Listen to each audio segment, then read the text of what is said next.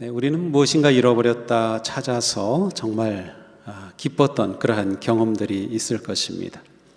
특히 잃어버렸던 것이 자신에게 소중한 것이었다면 더욱 그렇습니다. 누가복음 15장에는 바로 이와 같은 잔잔한 감동이 있습니다.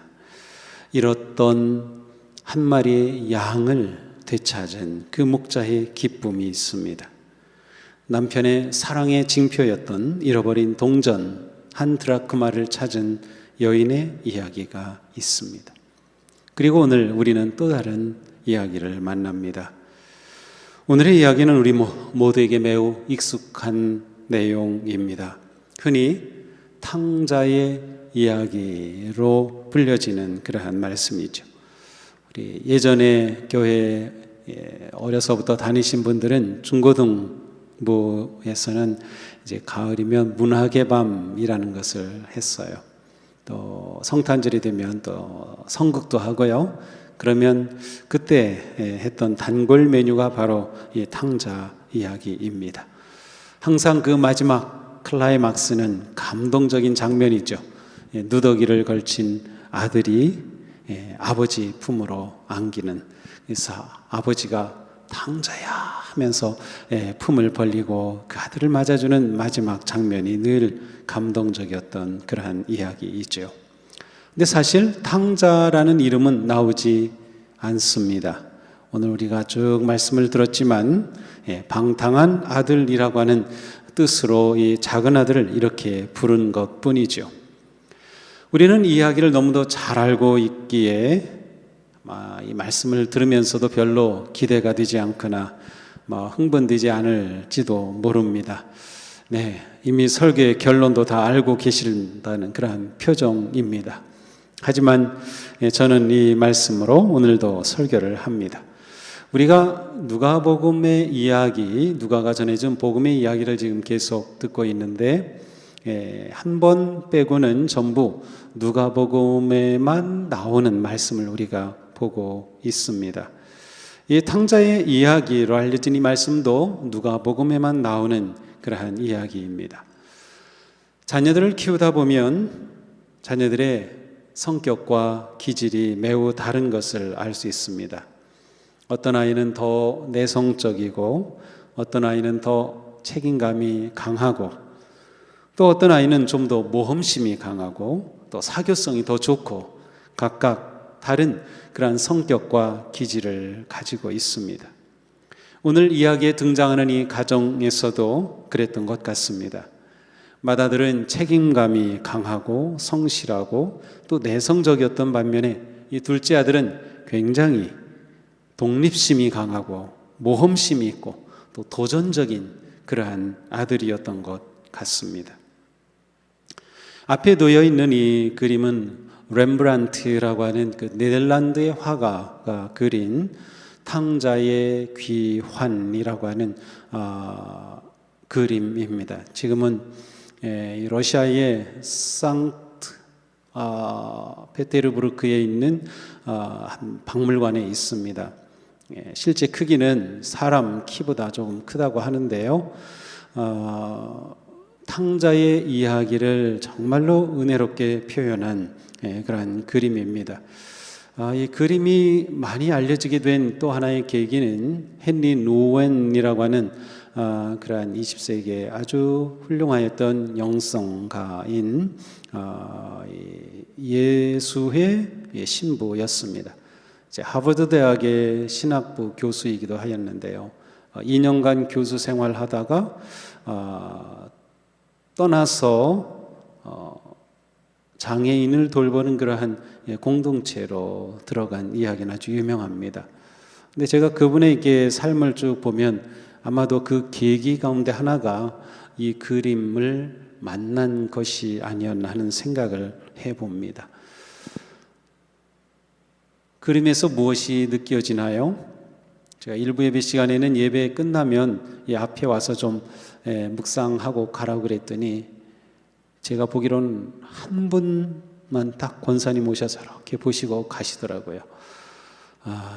근데 우리 2부 예배 후에는 좀 코로나 때문에 몰려 있을 수는 없지만 함께 오셔서 좀 묵상하고 가셔도 좋을 것 같아요. 예, 앞으로 오늘, 내일, 다음 주, 그 다음 주도 같은 본문으로 설교를 하고요.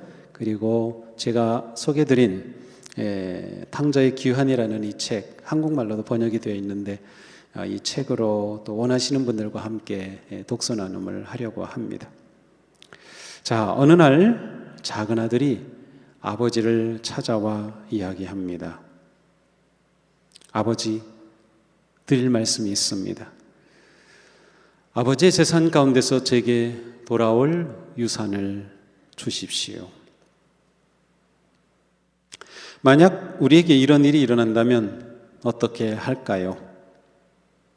물론 우리가 유산을 가진 것도 그렇게 많지 않겠지만 정말 이런 일이 있다고 하면 아버지로서, 부모로서 무엇인가 말할 겁니다. 뭐라고? 지금 뭐라고 말한 거야? 내가 지금 유산을 달라고 할 처지야? 아니면 왜 내가 유산을 달라고 하는 거니? 무슨 사업을 시작하려고? 아버지 은퇴했다. 아버지 생활 책임질 수나 있니? 무슨 얘기든 하지 않겠습니까? 그런데 오늘 이야기에서는 이상하게도 아버지가 한마디 대꾸도 하지 않습니다. 아들을 달래거나 책망하거나 어떻게 하는 말이 한마디도 없어요. 마치 기다리기라도 하였던 듯이 아들의 요구를 들어줍니다. 아버지는 살림을 두 아들에게 나누어 주었다. 이것이 전부입니다.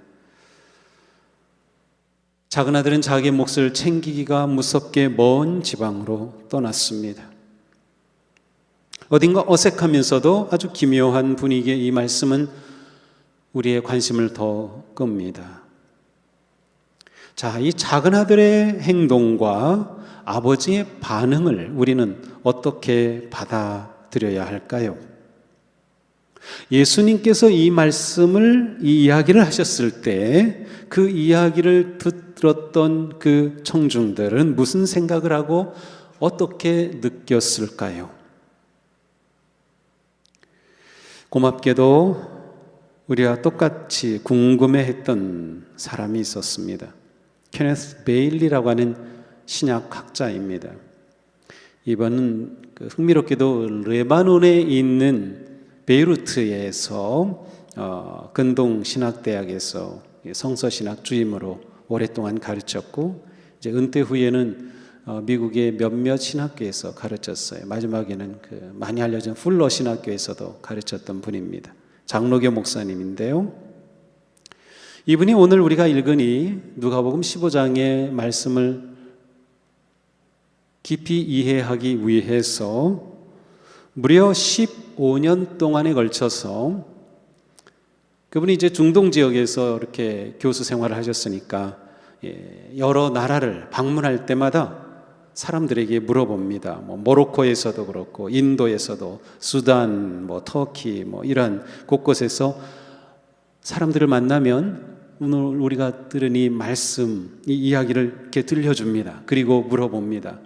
당신의 마을에서 지금까지 이와 같은 일이 있었다는 것을 들어본 적이 있습니까? 그런데 놀랍게도 모든 사람이 결코 들어본 적이 없습니다. 두 번째로 물어봅니다. 당신은 아들이 이처럼 아버지에게 자신의 유산을 요구할 수 있다는 것을 생각해 본 적이 있습니까? 대답은 똑같았습니다. 절대로 불가능한 일입니다. 세 번째로 묻습니다. 만약 당신의 마을에서 이 같은 일이 있었다면 어떻게 될까요? 역시 모든 사람이 똑같이 대답합니다. 당연히 아버지가 그를 죽도록 때렸을 겁니다. 채찍으로 때린다는 뜻입니다. 아니, 왜 때립니까? 아들이 그렇게 한 것은 아버지가 죽기 원했음을 의미하기 때문입니다. 자, 작은 아들의 행동이 어떤 것인지 짐작이 가죠. 이처럼 작은 아들의 행동은 상상할 수 없는 일이었습니다. 당시의 관습과 문화로는 아들이 아버지에게 자기에게 돌아올 유산의 몫이 얼마 있는지 어느 정도인지 무엇인지 이렇게 확인할 수는 있었지만 그것을 처분해서 달라고 요구할 수는 없었습니다. 왜냐하면 처분은 오직 아버지가 세상을 떠난 후에만 가능했기 때문입니다. 그러므로 작은 아들의 행동은 곧 나는 아버지가 돌아가실 때까지 기다릴 수 없습니다라는 거죠. 이 행동은 상상을 초월하는 악하고 부도덕하고 과격한 행동이었습니다. 그에게는 더 이상 아버지가 필요하지 않았습니다. 아버지는 그에게 아무 의미가 없었습니다. 그는 아버지의 영향권 안에 있기를 거부했습니다. 그러니 아버지는 그 아들의 마음에서 이미 죽었습니다. 아버지의 행동이 이해되나요? 그렇습니다. 아버지는 죽은 자처럼 행동합니다. 아무 대꾸도 반응도 책망도 없이 죽은 것처럼 그렇게 몫을 떼어주었습니다. 작은 아들은 이렇게 아버지를 떠났습니다. 그가 떠난 것은 금의 환영을 꿈꾸며 떠난 것이 아닙니다. 제가 보란듯이 성공해서 돌아오겠습니다. 그게 아닙니다. 그는 완전히 아버지를 떠난 것입니다. 돌아오는 것이 아니라 그냥 떠난 것이었어요. 전적으로 아버지를 거부하였고, 그래서 성경은 먼 나라로 갔다고 기록하고 있어요. 먼 나라, 돌아오지 않을 것입니다. 그에게 아버지는 이미 죽은 존재이기 때문에 죽은 아버지에게로 올 일이 없는 거죠. 그러므로 먼 나라는 지리적인 의미가 아니라 관계적 의미, 영적 의미였습니다. 먼 나라로 떠나면 영적으로 아버지를 거부한 것입니다. 더는 아버지의 음성을 듣지 않겠다는 거부입니다. 자신의 인생에 아버지는 관여하지 말라는 거부입니다. 아버지와의 관계를 끊었습니다. 아버지 없이 자신의 인생을 즐기고 마음껏 자신의 욕망을 따라 살겠다고 떠났습니다. 아버지는 불필요한 존재. 자신은 세상에서 즐길 돈만 가지면 되었습니다. 먼 곳으로 떠나면서 그의 욕망은 극대화되었고 점점 멀어집니다. 아버지와의 관계도 멀어지고 아버지의 음성도 희미해지고 이제는 완전히 자기 세상입니다. 누구도 자기에게 뭐라고 하지 않습니다. 자기를 통제하지도 않습니다. 자기 마음대로 할 수 있고 자기 욕심대로 살면서 행복할 거라고 믿었습니다. 이것이 그의 인생 철학이었습니다. 아버지에게 많은 품꾼이 있었다면 이 아들이 챙긴 유산은 대단히 많았을 것입니다. 하지만 아버지의 품을 떠나 자신의 성공과 욕망을 따르는 그의 삶,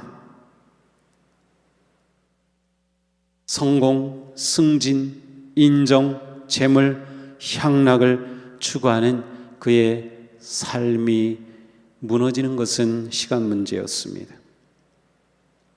그가 챙긴 재산을 모두 탕진하는 것을 설명하는 데는 많은 말이 필요 없었습니다.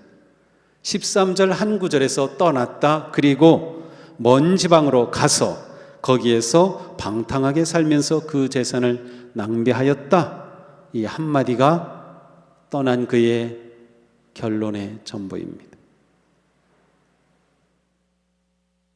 그가 그렇게 가지고 싶었던 재물은 순식간에 사라졌습니다. 30절을 보면 작은 아들은 재산을 쾌락과 욕망을 채우는 일에 낭비했음을 알 수 있습니다. 그의 소문이 집에까지 들릴 정도였습니다. 엎친 데 덮친 격으로 흉년이 왔습니다. 경기가 완전히 침체되면서 모든 것이 바닥을 칩니다. 결국 작은 아들에게 찾아온 것은 궁핍입니다. 의지할 사람도 없고 친구도 떠나갔습니다. 그는 생명을 부지하기 위해 겨우 일자리를 찾았는데 부정한 짐승인 돼지를 치는 일이었어요. 먹을 것이 얼마나 없었던지 돼지가 먹을 쥐엄 열매로 배를 채웠습니다. 마침 저에게 쥐엄 열매가 있어요. 성지순례에서 가져왔던 것인데요. 이 먹을 만한 것이 못 돼요. 뒤에 씨 같은 것이 있어서 마치 콩알 담기듯이 조그만 것이 있지만 그렇게 먹을 만한 것이 못 돼요. 이 쥐엄 열매를 먹은 것이죠.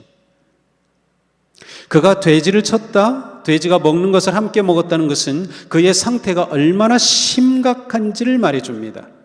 그의 영적인 상태가 말이죠.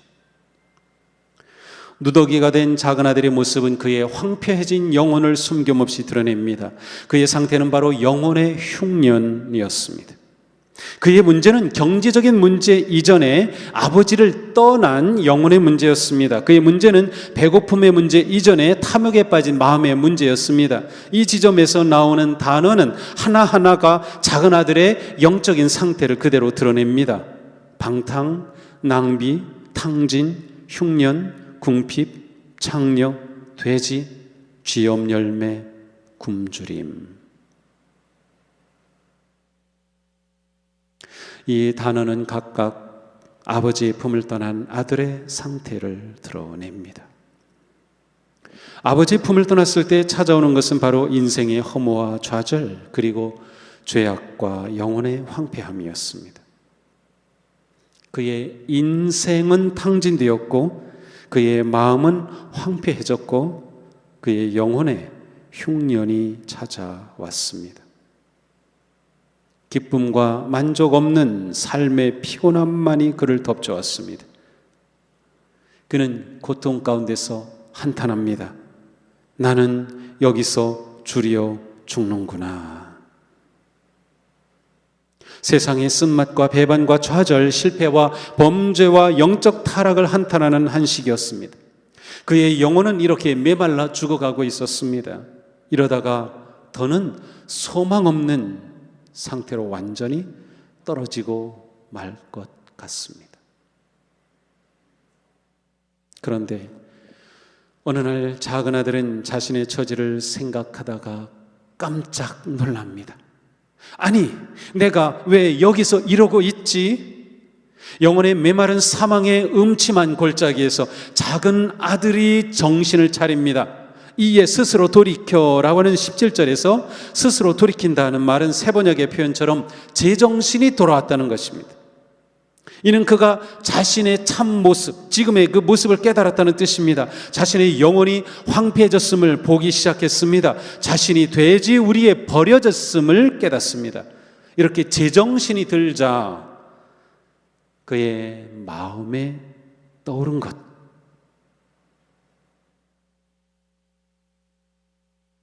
그것은 아버지입니다. 그가 발견한 자신의 모습은 한마디로 아버지가 없는 삶이었습니다. 근데 정말 그에게 아버지가 없습니까? 그는 고아가 아닙니다. 그에게는 아버지가 있습니다. 그는 아버지가 있는 어엿한 아들입니다.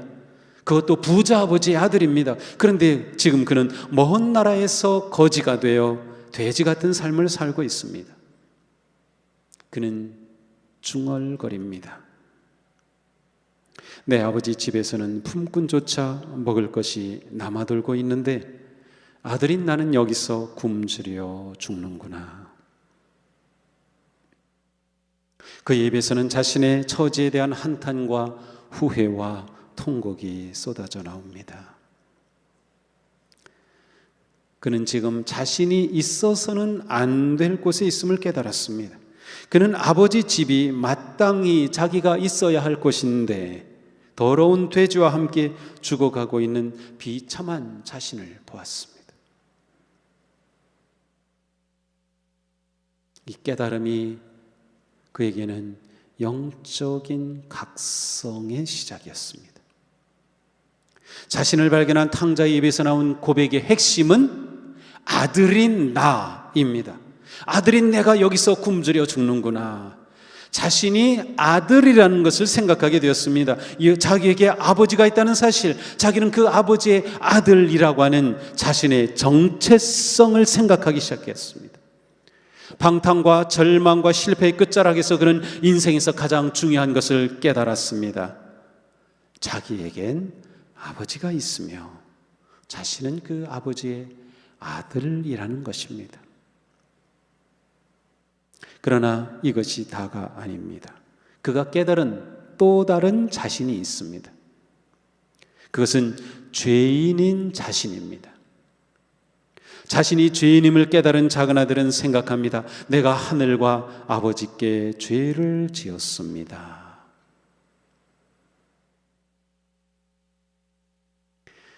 그러니 작은 아들이 발견한 자신은 둘이었습니다.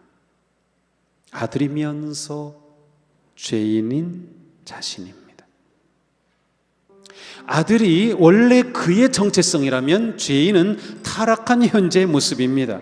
아들은 회복되어야 할 자신이라면 죄인은 버려야 할 자신입니다. 죄인임을 깨달을 때 진정한 아들됨의 회복이 가능해졌습니다. 죄인인 자신의 깨달음은 아들됨의 회복을 위한 시작이었습니다. 베드로는 배 위에서 엎드려 예수님께 고백했죠. 나는 죄인입니다. 베드로에게 영적 각성이 일어난 순간입니다. 이사야 선지자는 성전에서 하나님을 배웠을 때 고백합니다. 나는 입술이 부정한 사람입니다. 이사야에게 영적 각성이 일어난 순간이었습니다. 진정한 영적 각성은 바로 자신이 죄인임을 깨달음에서 시작됩니다. 자신이 아버지를 배반했음을 깨달을 때 역전의 변화가 시작됩니다. 이 순간이 작은 아들에게 은혜로 다가왔습니다.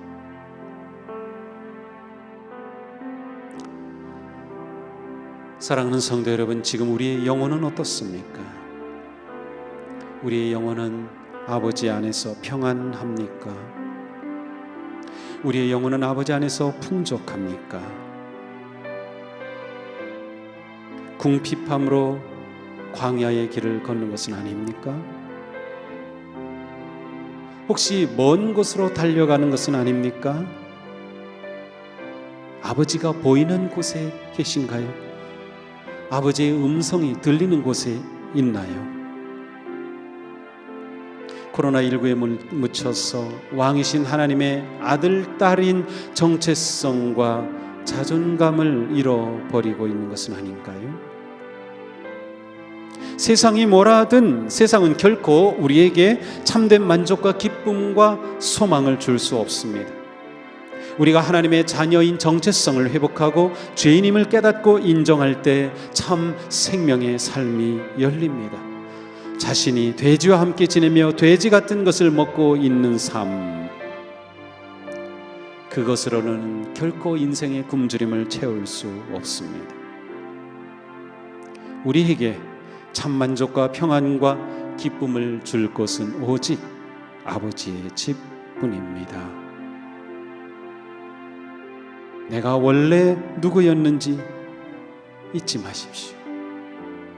하나님은 당신을 아들이라고 딸이라고 불러주셨음을 잊지 마십시오. 하나님이 불러주신 그 이름이 진짜입니다. 세상이 불러주는 그 모든 것은 가짜입니다.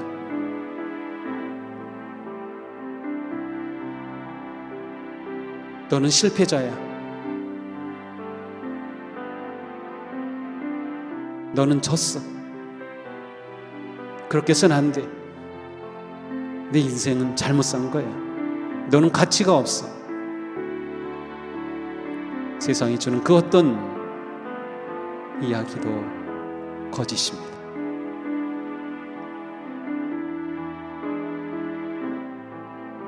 아버지를 떠나 내 중심으로 사는 삶, 자기 주장과 의로움과 그 자리에서 벗어나야 합니다. 아버지를 떠나고 버리면 우리는 아무것도 아닙니다. 우리는 원래 아버지의 아들이고 아버지의 딸이기 때문입니다. 그것이 예수님의 십자가가 우리에게 주신 놀라운 사랑이고 선물이기 때문입니다. 오늘 우리가 회복하고 할 일은 이것입니다. 하나님 아버지, 제가 아들입니다. 제가 딸입니다. 주님께 고백해 보십시오. 내가 누구인지 되찾으십시오.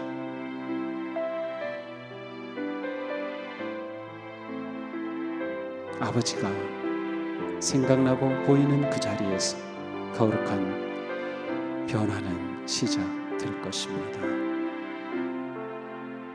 기도합시다.